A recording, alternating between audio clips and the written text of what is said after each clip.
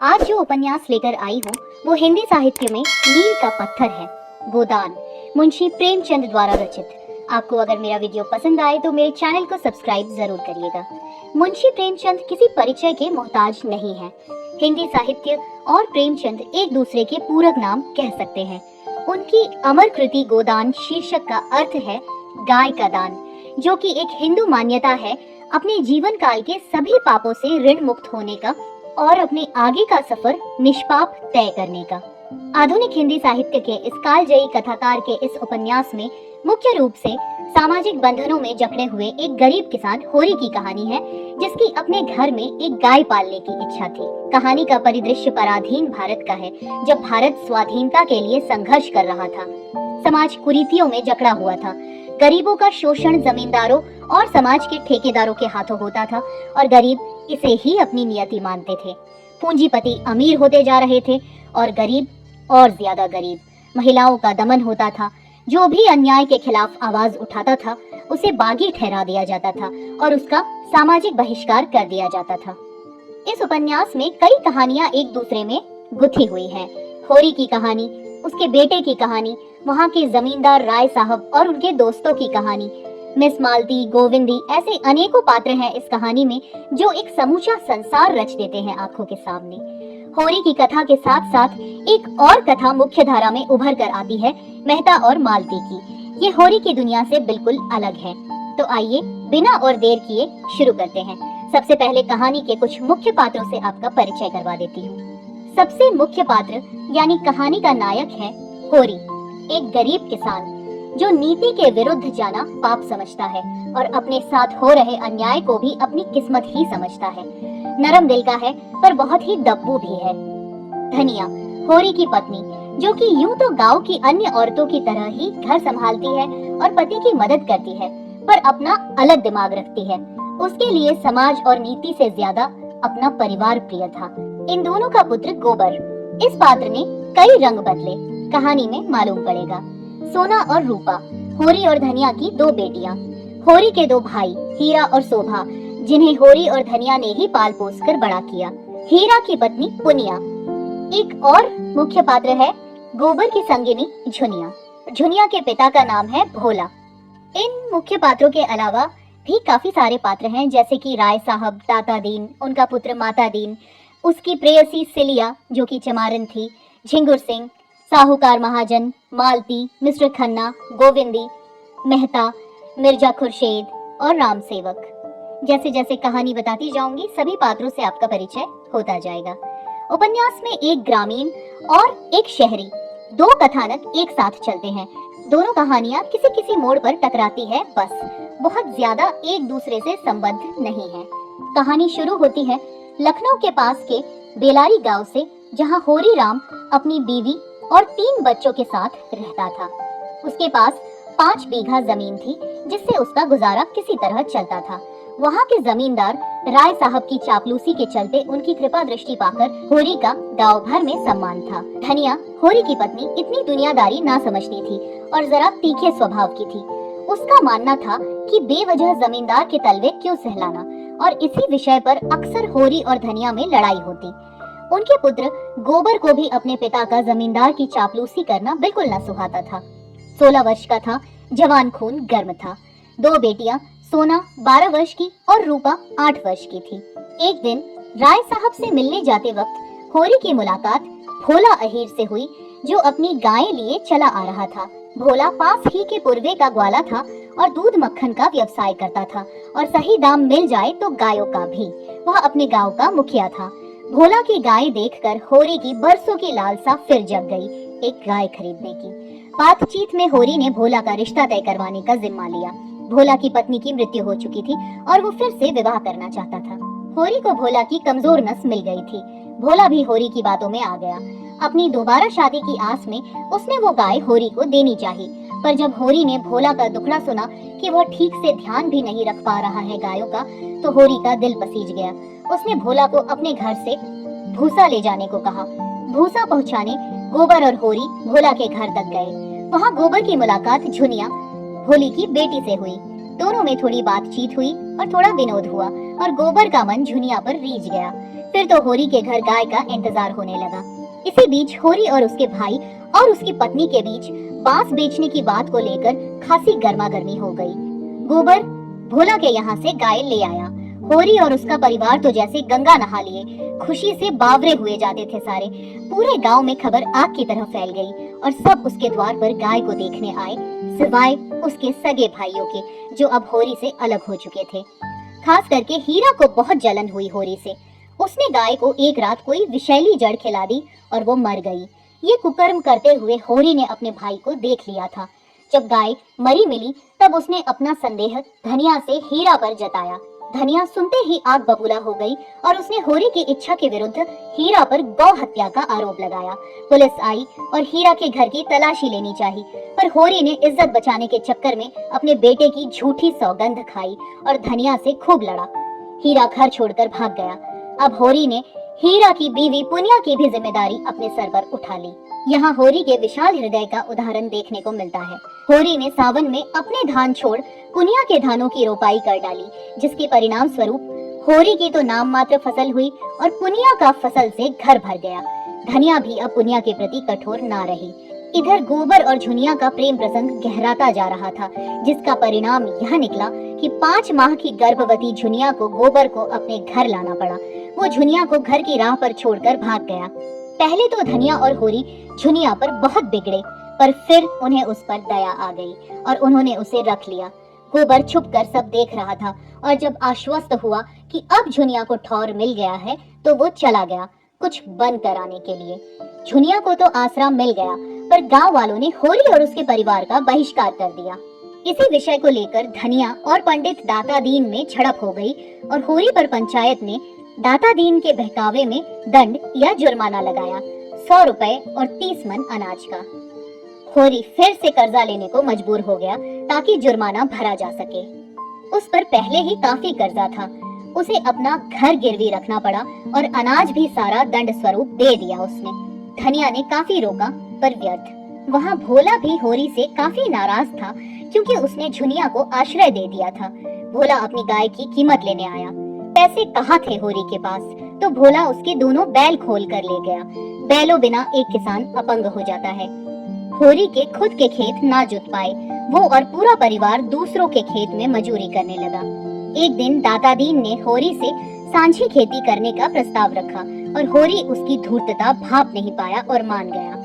गन्ना बेचकर कुछ बचा लेगा और बैल ले लेगा फिर से, ऐसा सोचा था होरी ने, पर उसके हाथ कुछ न लगा क्योंकि देनदार वसूली कर ले गए। अब होरी और उसका परिवार मजदूरी कर रहे थे अपने ही खेत में और बड़ी मुश्किल से गुजारा कर रहे थे, एक वक्त का खाना खाकर। उधर गोबर साल भर लखनऊ रहने के बाद गांव लौटा, झुनिया को अपने साथ लिवाने।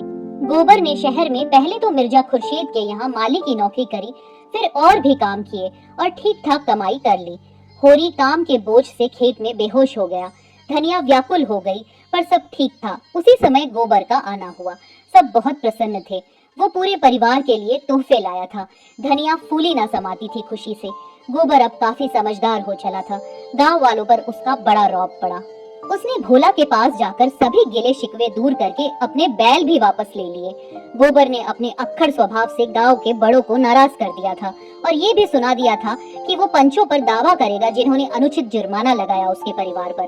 गोबर ने अपने घर पर बहुत शानदार होली का कार्यक्रम रखा, जो कि बहुत सफल भी हुआ। इससे भी गांव के ठाकुर साहूकारों को बड़ी चिढ़ हुई। बाप बेटे में नीति और कानून को लेकर काफी बहस हुई। होरी को गोबर की बातें समझ नहीं आ रही थी।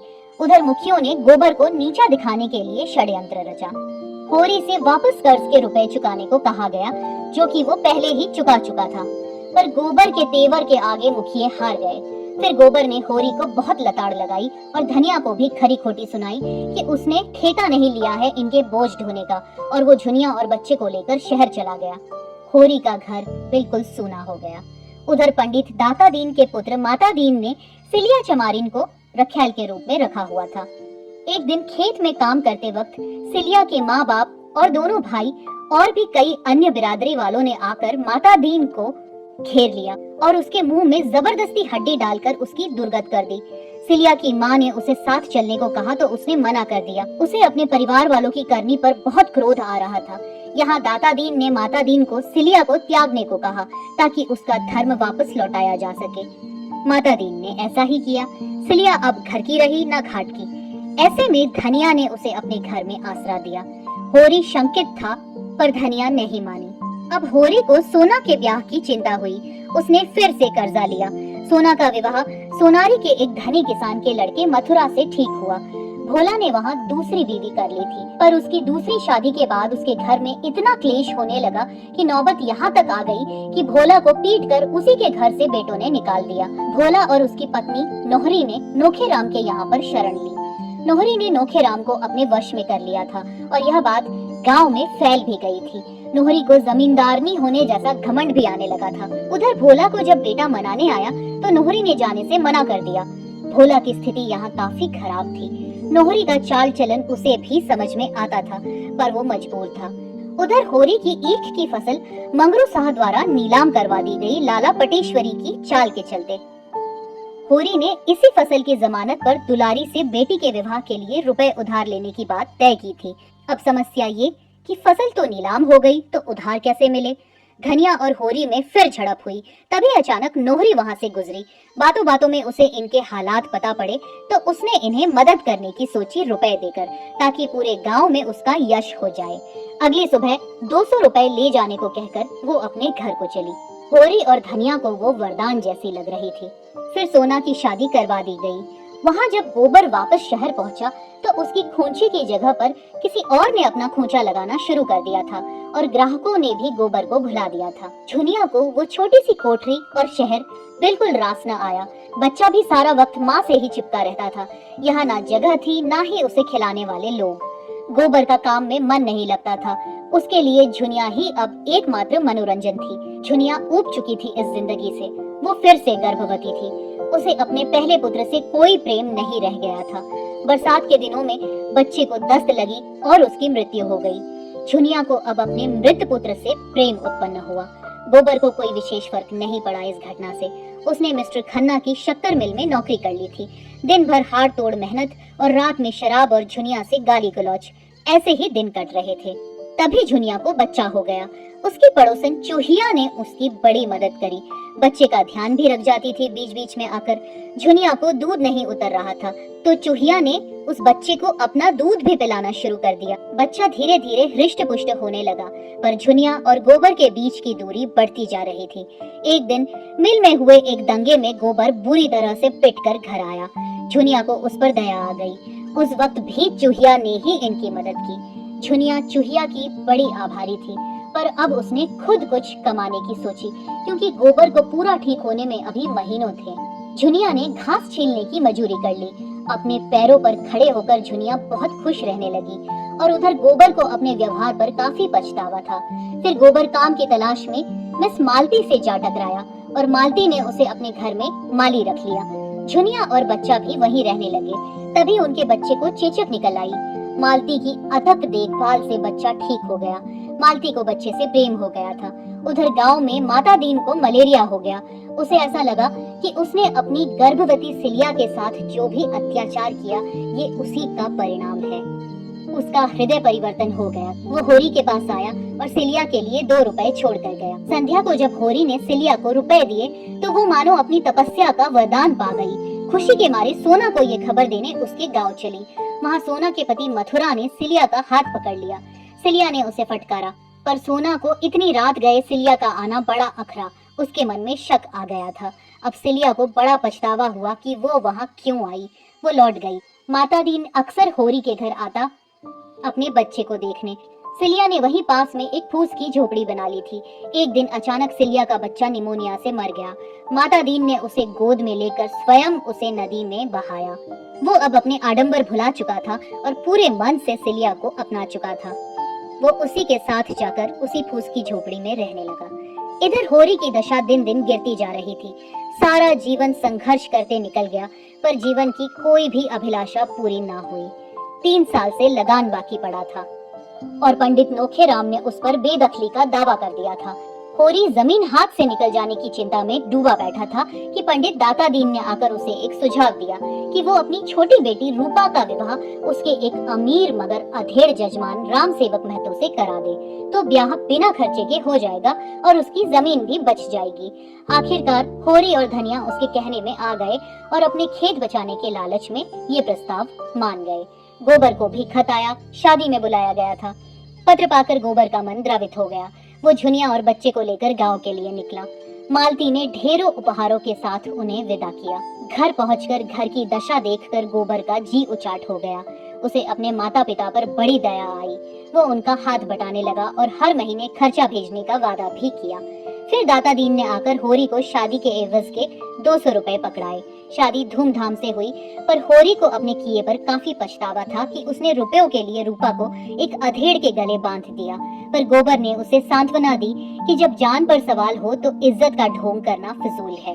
गोबर लखनऊ लौटा अकेला, क्योंकि झुनिया कुछ दिन यहीं रहना चाहती थी। वहाँ रूपा अपने ससुराल में काफी खुश थी। जिस चीज की छोटे से कमी देखी थी उसने, उसकी यहाँ पर कोई कमी नहीं थी। राम सेवक संपन्न था। रूपा के मन में अपने माता पिता को खुशी देने की अभिलाषा थी। वह गाय वाला किस्सा भूली न थी। वह अपने पिता की ये इच्छा पूरी करना चाहती थी। राम सेवक से पूछकर उसने पिता के घर गाय रवाना कर दी। उधर होरी भी गाय लेने की फिक्र में था, क्योंकि गोबर का बेटा मंगल बिना दूध के कैसे रहे। संयोग से उसी दिन गांव में सड़क के लिए खुदाई का काम शुरू हुआ।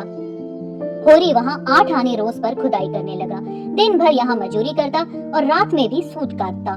धनिया भी उसके साथ सूत काटती। दोनों पर गाय खरीदने का जुनून सवार हो गया था, ताकि गोबर के बच्चे को दूध दही खिला सके। उन्हीं दिनों एक भोर होरी का भाई हीरा, जो उसकी गाय को विष देकर घर छोड़कर भाग गया था, वो लौट आया और होरी के कदमों में गिर पड़ा। वो 5 साल पागल खाने भी रहा था और पछतावे में मरा जा रहा था। होरी ने उसे अपना लिया और क्षमा कर दिया।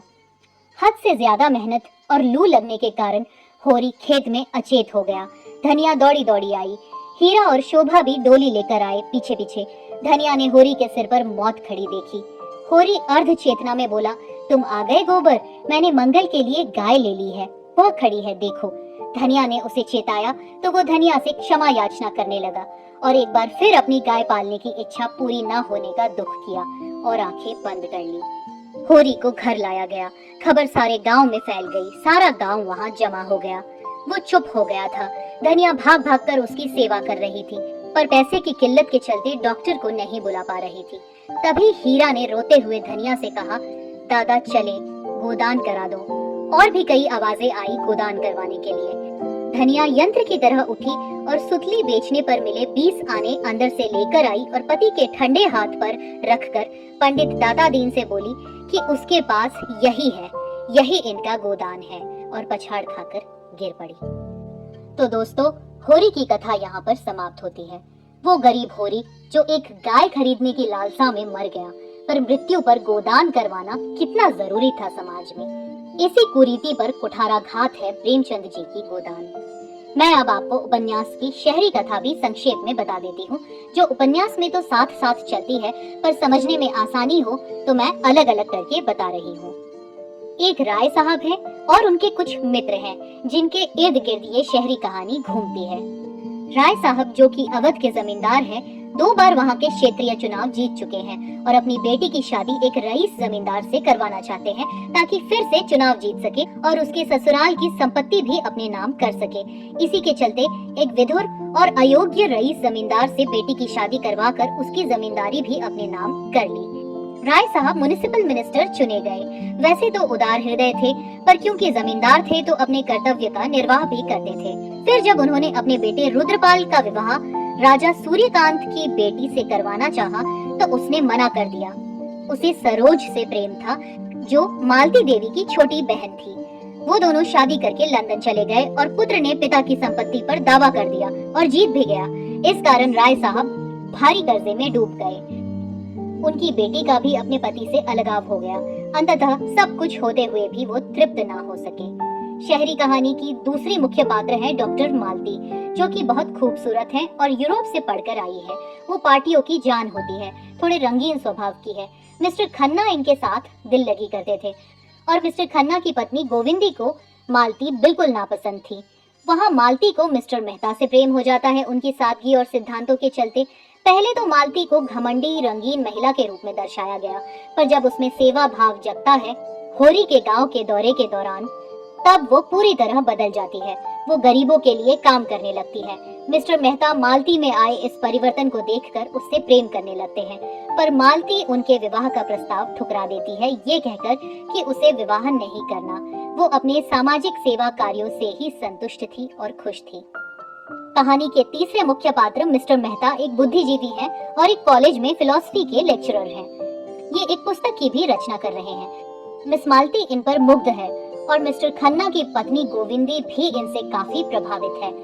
मिस्टर खन्ना एक उद्योगपति हैं और चीनी मिल के मालिक हैं। वो अपनी पत्नी गोविंदी को उसके सादेपन के कारण बिल्कुल भी पसंद नहीं करते। मालती के साथ अक्सर फ्लर्ट करते हैं और अपनी पत्नी के साथ दुर्व्यवहार। गोविंदी खन्ना के दुर्व्यवहार से तंग आकर घर छोड़ने का मानस बना लेती है। जब मिस्टर खन्ना की चीनी मिल में आग लग जाती है, ऐसे मुश्किल समय में गोविंदी उसके साथ खड़ी थी। वो उसे ढाढ़स बंधाती है और समझाती है कि दोबारा से मिल लगाया जाए। खन्ना को अपनी भूल का एहसास होता है और वो अपनी पत्नी का फिर से सम्मान करने लगता है। तो दोस्तों, शहरी कहानी भी समाप्त हुई। प्रेमचंद जी ने जातिवाद, धर्मांधता, गरीबों का शोषण, दमन, जमींदारों की खोखली शान और भी कई समस्याओं को इंगित किया है गोदान में। शहरी पात्रों जैसे खन्ना गोविंदी और मेहता मालती के रिश्तों द्वारा प्रेम का अर्थ समझाया है। पूरी कहानी में मिस मालती ही एकमात्र पात्र है जो कि आखिरकार अपने जीवन से खुश थी जब उसने सेवा का मार्ग अपनाया। फ्रेंड्स, वीडियो थोड़ी सी लंबी है, पर इससे छोटा सारांश बताना इतने महान उपन्यास के साथ अन्याय होगा। आप लोगों को ये वीडियो देखकर इस कहानी में जरा भी इंटरेस्ट आए तो इस बुक को जरूर पढ़िएगा। हिंदी साहित्य में गोदान नहीं पढ़ा तो क्या पढ़ा। अगर आप लोगों को मेरा ये प्रयास पसंद आए तो प्लीज मेरे चैनल को सब्सक्राइब करके मुझे सपोर्ट करना ना भूलिएगा। अब विदा दीजिए, जल्द मिलते हैं एक और कहानी के साथ एक और नई वीडियो में। नमस्कार।